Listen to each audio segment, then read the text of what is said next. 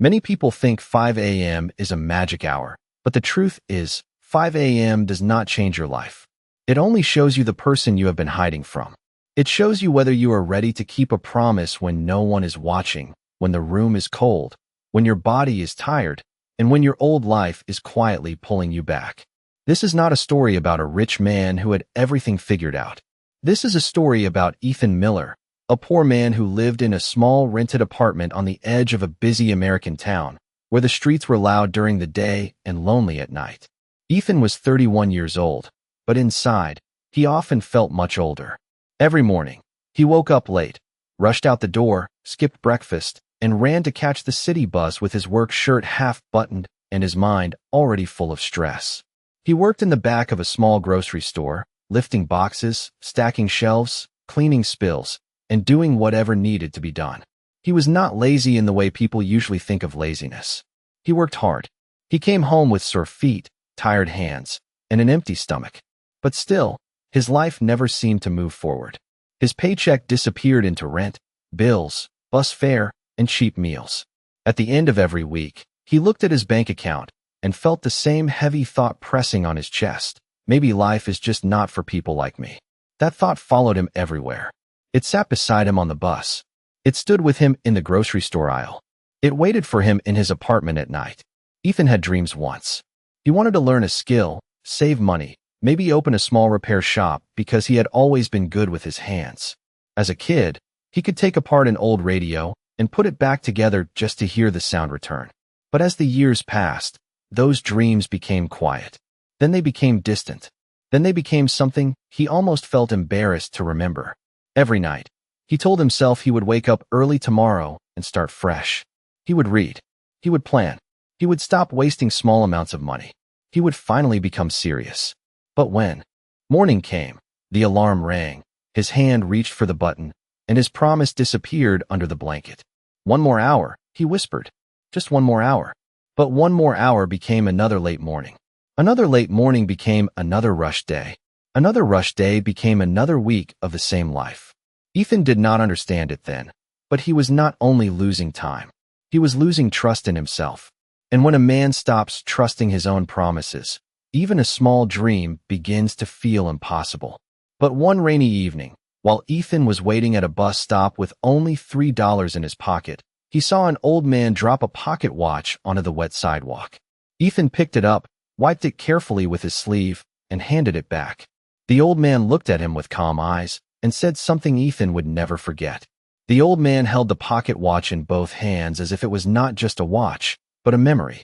Rain tapped against the bus stop roof, and the streetlights painted the sidewalk in soft yellow lines. Ethan expected the man to say thank you and walk away, but instead, the old man studied his face for a moment. "You look like someone who is tired before the day even begins," he said gently. Ethan was surprised. Most people in town never noticed him. They passed him at the grocery store, stood beside him on the bus, and forgot him before the next stop. But this old man spoke as if he had seen the weight Ethan carried. Ethan gave a small, embarrassed smile and said, "I guess everybody is tired these days." The old man shook his head. "No, some people are tired because they work hard. Some people are tired because they keep fighting the same morning again and again." Ethan did not know what to say. The words felt too close to the truth. The old man opened the pocket watch and checked the time. Then he turned it over and showed Ethan the back. There were 6 words scratched into the silver surface: "Win the morning or lose the day." Ethan read the words silently. They sounded simple, almost too simple, like something printed on a cheap poster in an office hallway. He gave the watch back and said, "That is a nice saying, but a saying does not pay rent." The old man smiled, not offended at all. "You are right. A saying does not pay rent, but a habit can change the kind of man who earns it." Ethan looked away toward the road. The bus was late, the rain was getting heavier, and his socks were already wet. He did not want a lesson from a stranger. He wanted a better job, a better apartment, a better life. But the old man kept speaking in the same calm voice. "What time do you wake up?" Ethan hesitated, then said, "Usually around 7:30. Sometimes 8. It depends." "And what time do you need to leave?" 8:10. The old man nodded slowly. "So every morning, your day begins with panic." Ethan almost laughed because it was true. His mornings were always a race. No breakfast, no plan, no silence, no control. Just noise, hurry, and guilt. The old man said, "A man who starts every day by chasing time will always feel like life is running away from him." Those words stayed in the air between them. Ethan felt a quiet discomfort rising inside him, not anger, but recognition. He had blamed the store, the town, the bills, the bus schedule, and bad luck. But he had never thought about the first hour of his own day. The old man closed the watch and placed it carefully in Ethan's hand. Ethan quickly said, "Sir, this is yours." The old man answered, "Keep it for tonight. Return it to me here tomorrow morning at 5. Ethan frowned. 5 in the morning? The buses barely run that early. Then walk, the old man said. It is less than 1 mile from your apartment, is it not? Ethan stared at him. How do you know that? The old man only smiled. This town is small, and tired men walk with their address written on their shoulders. Ethan did not understand what that meant, but something about the man made him listen. My name is Walter Hayes, the old man said. I am not going to give you money. I am not going to promise you success. I am only asking you to do one simple thing. Come back here at 5 tomorrow morning and return the watch. Ethan looked at the wet sidewalk, then at the watch in his hand. It felt heavier than it should have. He wanted to refuse. He wanted to say he had work, he needed sleep, and one early morning would not fix anything. But deep down, he knew the old man was not really asking for the watch. He was asking Ethan to prove that one promise could survive until morning. That night, Ethan placed the pocket watch on the small table beside his bed. His apartment was quiet except for the hum of the old refrigerator and the distant sound of cars passing on the wet street below. He changed out of his damp work clothes, heated a bowl of canned soup, and sat on the edge of his bed with the watch in his hand. The silver surface was scratched, and the glass had a tiny crack near the number 12, but it still worked perfectly. Tick, tick, tick. Each sound felt like a small knock on his thoughts. Ethan told himself it was only one morning. He would wake up, walk to the bus stop, return the watch, and never see Walter Hayes again. But another voice inside him whispered, "You will not do it. You never do what you say you will do." That voice was familiar. It had followed him for years. It appeared every time he tried to save money, every time he tried to learn a new skill, every time he promised to change. Ethan set his phone alarm for 4:40 in the morning, then set another one for 4:45 and another for 4:50. He almost smiled at himself. It felt foolish to prepare so much just to return an old watch. But deep inside, he knew the old man had placed something heavier than silver in his hand. He had placed a test there. When the first alarm rang the next morning, the room was still dark. Ethan opened his eyes and felt the same heavy tiredness that always pulled him down. His body begged for more sleep. His blanket felt warm. The floor looked cold. For a few seconds, he did nothing. Then the second alarm rang. He reached for the phone, and for one dangerous moment, his thumb rested over the button that would silence everything. No one would know, he thought. Walter was just a stranger. The watch could be returned later. But then he heard the ticking beside him. Tick, tick, tick. It sounded calm, almost patient, as if time was not angry with him, only waiting to see what kind of man he would choose to be. Ethan slowly sat up. The room was dark, but something inside him felt awake for the first time in a long while. He washed his face with cold water, put on his worn jacket, and stepped outside. The morning air was sharp, and the sidewalk still smelled like rain. The town looked different before sunrise. Stores were closed. Windows were dark. Even the busy road seemed peaceful. Ethan walked the little less than 1 mile to the bus stop with the pocket watch in his coat pocket. Every few steps, he wanted to turn around. But he kept walking. When he reached the bus stop, Walter Hayes was already there, sitting on the bench as if he had known Ethan would come. He wore the same brown coat and held a paper cup of coffee in both hands. Ethan pulled out the watch and handed it to him. Here, he said, trying to sound casual. I brought it back. Walter looked at the watch, then looked at Ethan. No, he said softly. You brought yourself back. Ethan frowned. I do not understand. Walter stood and pointed toward the quiet street. Yesterday, you were a man who believed life was against him. This morning, for one small moment, you became a man who kept his word even when it was uncomfortable. Ethan looked away, unsure how to respond. Walter continued. Do this for 30 days. Wake up at 5. Do not try to become rich. Do not try to fix your whole life at once. Just become a man who keeps one promise. Ethan wanted to say it was too simple. He wanted to say poor people needed money, not morning lessons. But as the first pale light touched the roofs across the street, he felt something he had not felt in years. Not success, not confidence, just a small, quiet respect for himself. For the rest of that morning, Ethan moved through the town with a strange feeling in his chest. Nothing around him had changed. The sidewalks were still cracked. The grocery store still smelled like cardboard boxes, coffee, and floor cleaner. His paycheck was still small, and his apartment was still waiting for him at the end of the day with the same old refrigerator and the same unpaid bills on the table. But something inside him had shifted just enough for him to notice it. He had done one thing he said he would do. It was not big. It was not impressive. No one at work clapped for him. No one even knew. But all day, whenever he reached into his coat pocket and felt the pocket watch Walter had allowed him to keep for the next 30 days, Ethan remembered the walk through the quiet streets before sunrise. That night, after work, he wanted to sleep early, but old habits do not disappear just because a person makes one good choice. He sat on his bed, scrolled through his phone, and wasted almost an hour before he realized what he was doing. The old Ethan would have said, "I already failed, so why try?" But this time, he placed the phone face down, opened an old notebook, and wrote 3 simple lines. Tomorrow I will wake up at 5. Tomorrow I will not be late. Tomorrow I will do one thing that makes me more useful. The next morning was harder than the first. On the first day, Walter had been waiting for him. On the second day, no one was waiting. That made the promise feel heavier. The alarm rang in the dark, and Ethan opened his eyes with a tired groan. He wanted a reason to stay in bed, and his mind quickly gave him many. He had worked late. His feet hurt. One missed morning would not matter. Poor men needed rest, not rules. But then he looked at the notebook beside the watch.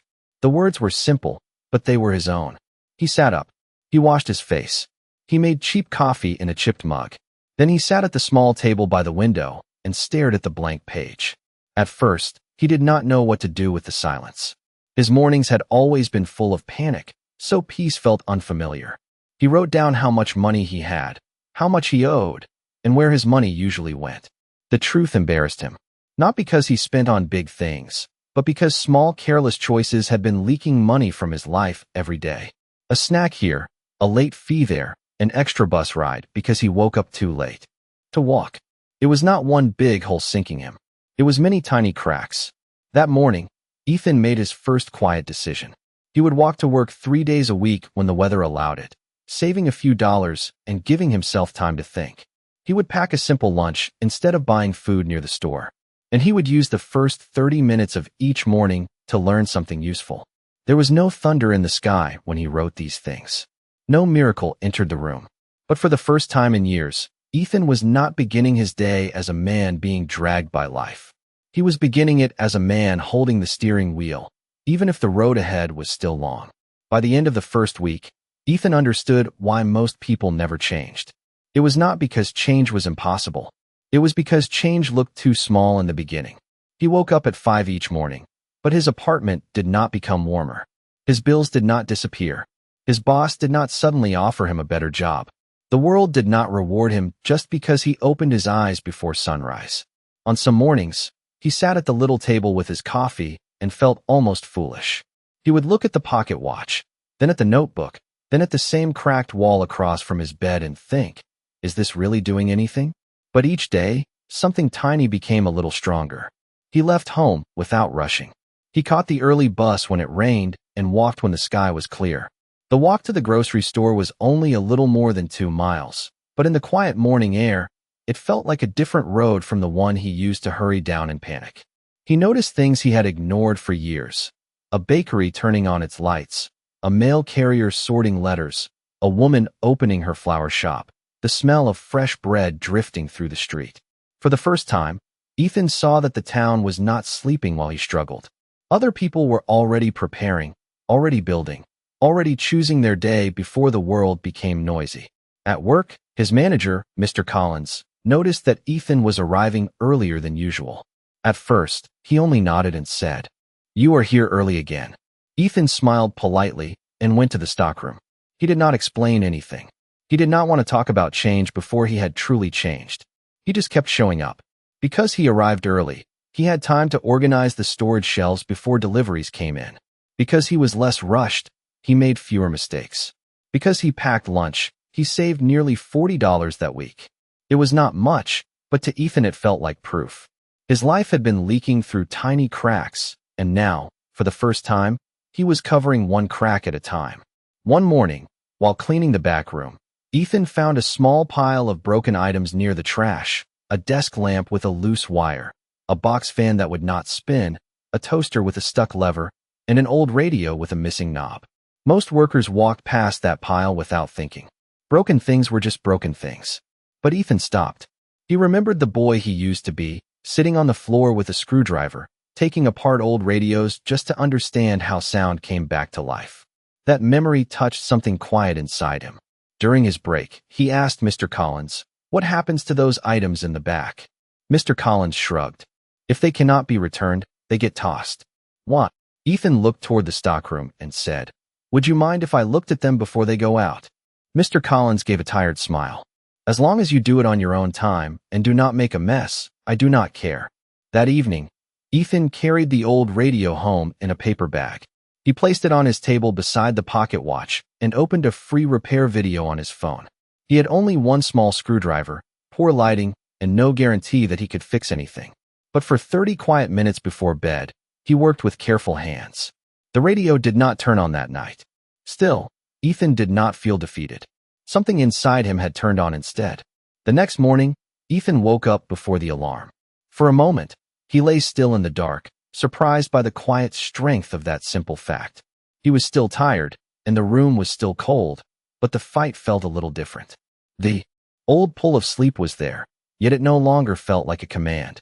It felt like a suggestion, and Ethan realized he had the power to answer it.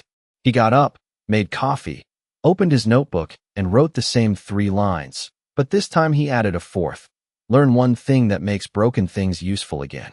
Before work, he watched another repair lesson on his phone. The video explained how small connections could stop working when dust, loose wires, or simple wear interrupted the flow of power. Ethan paused the video and looked at the old radio on his table. He smiled a little because it sounded like a lesson about people too. Sometimes a life did not need to be thrown away. Sometimes it only needed patience, cleaning, and the courage to open what had been ignored. That evening, after his shift, Ethan returned to the radio. He worked slowly, careful not to break anything. He cleaned the inside, tightened a tiny loose piece, and adjusted the battery contact with the edge of his screwdriver. At first, nothing happened. Then, after one more careful turn, the radio made a soft, crackling sound. Ethan froze. A second later, a faint country song came through the speaker. It was weak and uneven, but it was sound. Ethan sat back in his chair and laughed quietly. It was not loud laughter. It was the kind of laughter a person makes when hope returns without asking permission. The next day, he brought the radio to the store and placed it on Mr. Collins's desk. "I think it works now," Ethan said. Mr. Collins raised his eyebrows, turned the knob, and listened as the small speaker filled the office with music. "You fixed this?" he asked. Ethan nodded. It was not much. Just a loose contact. Mr. Collins looked toward the back room. "There are a few more things waiting to be thrown out. If you want to try fixing them, go ahead." That one sentence opened a small door. During the second week, Ethan used his mornings to learn and his evenings to practice. He fixed the desk lamp by replacing a cheap cord from a discount hardware store. He cleaned the box fan, tightened the cover, and got the blades spinning again. The toaster took longer, and he made mistakes, but he did not quit. Each broken item became a quiet teacher. Each morning gave him time to study before the day became noisy. Soon, Mr. Collins started setting items aside instead of tossing them immediately. Then one afternoon, a customer came in carrying a small table lamp. She said it had belonged to her late father and asked if the store knew anyone who could repair it. Mr. Collins looked across the aisle at Ethan. "Maybe he can take a look," he said. Ethan felt his heart beat faster. A few weeks earlier, he would have lowered his eyes and said he was not the right person. But that day, he wiped his hands on his work apron, stepped forward, and said, "I cannot promise anything yet, ma'am, but I can try." As he took the lamp from her hands, he felt the pocket watch in his coat. For the first time, Ethan understood that 5 in the morning had not given him success. It had given him a place to build the kind of person who could recognize opportunity when it finally appeared. The lamp from the customer became Ethan's first real test. It was not expensive, and anyone walking past it might have seen only an old wooden lamp with a faded shade and a loose switch. But to the woman who brought it in, it was not just a lamp. It was a memory of her father's reading chair, of quiet evenings, and of a home that no longer existed in the same way. Ethan understood that, so he did not rush. That night, he cleared his small table, placed the lamp in the center, and moved the pocket watch beside it like a silent reminder. He watched 2 repair lessons, read a simple article from the public library website, and wrote down every step in his notebook. Then he opened the lamp carefully. The problem was smaller than he expected, but his fear was bigger. What if he made it worse? What if Mr. Collins trusted him once and then regretted it? What if Walter had been wrong about him? For a few minutes, Ethan simply stared at the wires and felt the old voice return. You are not the kind of man people trust with important things. His hand almost reached for the phone to distract himself.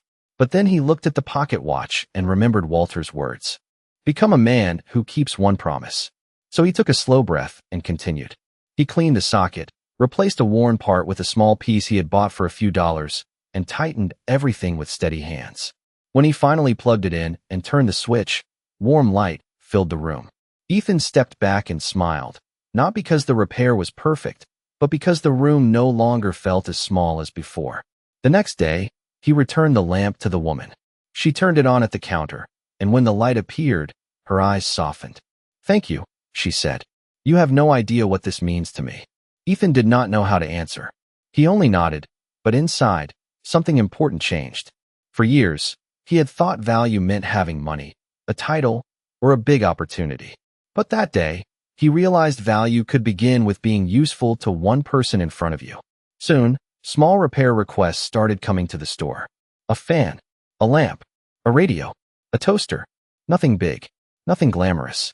But each one gave Ethan a chance to practice. Mr. Collins cleared a small corner near the back of the store and let him use it after his regular shift. Ethan wrote a simple sign with a black marker. Small repairs, ask inside. The sign looked plain, but to Ethan it felt like a door opening. Then came the hardest morning of the 30 days. He worked late helping unload a delayed delivery, and by the time he got home, it was almost midnight. His legs ached. His eyes burned. He ate 2 slices of toast, sat on the bed, and thought, tomorrow I have earned the right to sleep. When the alarm rang at 5, the room felt colder than ever. Ethan turned toward the phone, ready to stop it. This time, he had a good excuse. He was tired for a real reason. He had worked hard. No one would blame him. But that was when he understood the real test. A promise is easy when life is comfortable. It becomes who you are only when comfort asks you to break it. Ethan lay still for a long moment. Then he sat up, placed his feet on the cold floor, and whispered, I am still here. That morning, he did not study much. He did not write a perfect plan. He simply stayed awake, drank coffee, and kept the promise. And somehow, that small victory felt bigger than fixing any lamp. On the 30th morning, Ethan woke before the alarm again, but this time he did not feel surprised. The darkness outside his window no longer felt like an enemy. It felt like a quiet room where his future was waiting for him to show up. He made coffee, opened his notebook, and looked back at the pages he had filled over the past month. At first, the handwriting had been messy and unsure. The early pages were full of simple promises, small budgets, and short notes like do not be late, pack lunch, learn one useful thing. But as the days went on, the words changed. He had written repair steps, customer names, small earnings, mistakes he had learned from, and ideas for a little repair service that could one day become something real. Ethan touched the pocket watch on the table and smiled softly. 30 days earlier, it had felt like a test. Now it felt like a witness. He put on his jacket and walked to the bus stop where he had first met Walter Hayes. The morning air was cool, and the town was still waking up. A bakery light glowed at the corner. A delivery truck rolled slowly down the street. Somewhere nearby, a dog barked once and then became quiet again. Ethan reached the bench just before 5 and waited with the watch in his hand. 5 minutes passed, then 10. Walter did not come. Ethan looked down the street, expecting to see the old brown coat and the calm smile, but the sidewalk stayed empty. At first, he felt disappointed. He had imagined telling Walter everything, how he had kept the promise, how the repairs were growing, how people at the store were beginning to look at him differently. But the old man was nowhere to be seen. When the small coffee shop across the street opened, Ethan went inside and asked the woman at the counter if she knew an old man named Walter Hayes. The woman paused, then her expression softened. "Walter," she said. "He used to come here before sunrise almost every day. He owned 3 hardware stores years ago. After his wife passed, he started helping young people around town. Not with money, usually. With habits. With questions. With strange little challenges that somehow worked." Ethan listened in silence. "Do you know where he is now?" he asked. The woman reached under the counter and pulled out a small envelope. "He left town last week to live with his sister in Vermont. But he told me that if a man named Ethan ever came looking for him at 5 in the morning, I should give him this." Ethan took the envelope with careful hands. Outside, he sat on the same bench and opened it. Inside was a short letter written in steady blue ink. It said, "Ethan, I did not teach you the secret of early mornings. I only helped you meet the man who was already waiting inside you. Keep the watch until you no longer need proof that you can keep a promise. Then give it to someone who has forgotten his own strength." Ethan read the letter twice. Then he looked at the quiet street, the rising light, and the watch resting in his palm. For years, he had wanted someone to rescue him. But Walter had done something better. He had shown Ethan that a man begins to rise when he stops waiting to be saved and starts becoming someone he can trust. 1 year later, the small corner in the back of the grocery store was no longer just a corner. It had become a place people in the neighborhood trusted. There was a wooden counter, a shelf of tools, a clean sign that read Miller Small Repairs, and a notebook filled with names of customers Ethan had helped. He still worked hard. He still wore simple clothes.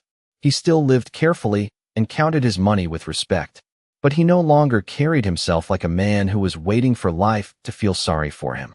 Every morning, he woke at 5, not because it was easy and not because he believed the hour itself had magic, but because that quiet time reminded him who he had chosen to become.